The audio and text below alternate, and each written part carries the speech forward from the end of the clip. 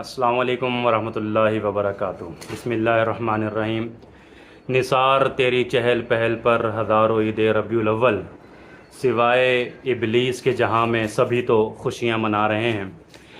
یہ نعرہ آپ اکثر آج جلوسوں میں اور باہر روڈوں پر سن رہے ہوں گے۔ بات یہ ہے کہ اس کے بہت سارے جواب ہیں۔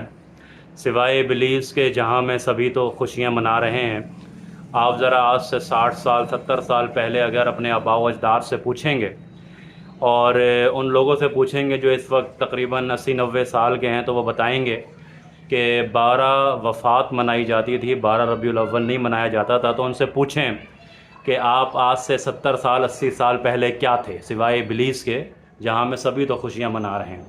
پھر آپ قرون اولیٰ سے پوچھیں، پھر آپ تابعین سے پوچھیں، تبع تابعین سے پوچھیں، صحابہ سے پوچھیں کہ سوائے ابلیس کے جہاں میں سبھی تو خوشیاں منا رہے ہیں۔ لیکن میں نے جو بات اپنی ایک ویڈیو میں کہی تھی نا کہ آپ لوگوں نے اس دن اگر واقعی آپ کو سیلیبریٹ کرنا ہے اور آپ کو خوشی ہے ولادت کی، اور ولادت کی خوشی اللہ کے نبی کس مسلمان کو نہیں ہوگی، تو اس خوشی منانے کا طریقہ یہ تھا کہ روزہ رکھا جائے۔ لیکن آج جو کچھ روڈوں پر اور چوک و چوراہوں پر آپ لوگ کر رہے ہیں، تو میں یہ سمجھتا ہوں کہ روزہ تو آپ لوگوں نے نہیں رکھا، ظاہر ہے۔ پھر اب آپ لوگ دودھ کے شربت بھی چل رہے ہیں، پاپڑ چل رہے ہیں، نیازیں چل رہی ہیں، دیگیں چل رہی ہیں، کھانے چل رہے ہیں۔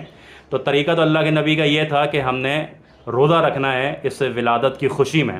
لیکن آپ جو کچھ کر رہے ہیں وہ اللہ کے نبی صلی اللہ علیہ وسلم کے طریقے کے مطابق نہیں۔ تو میں یہ کہنا چاہتا ہوں کہ سوائے ابلیس کے سبھی خوشیاں نہیں منا رہے ہیں، بلکہ آپ کی ان حرکات کو دیکھ کر ابلیس بھی خوشیاں منا رہا ہے۔ ابلیس بھی خوشیاں منا رہا ہے کہ میں نے ان لوگوں کو کہاں لگا دیا ہے کہ یہ تو تابعدار ہونا چاہیے تھے اللہ کے نبی کے، یہ تو اللہ کے نبی صلی اللہ علیہ وسلم کے مشن کو آگے بڑھانے والے ہونے چاہیے تھے۔ لیکن آج یہ صرف محض اور محض نعرے، جلسے، جلوس اور کھانے پینے میں لگے ہوئے ہیں۔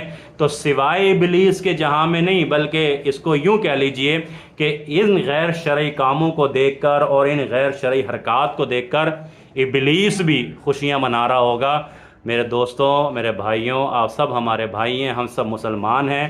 آئیے ایک چیز پر اتفاق کیجئے، اللہ کا قرآن اور محمد عربی صلی اللہ علیہ وسلم کا فرمان، یہی ہمارے لیے حجت ہونی چاہیے، یہی ہمارے لیے دلیل ہونی چاہیے، اور اسی میں ہمارے لیے راہ نجات ہے۔ جزاک اللہ۔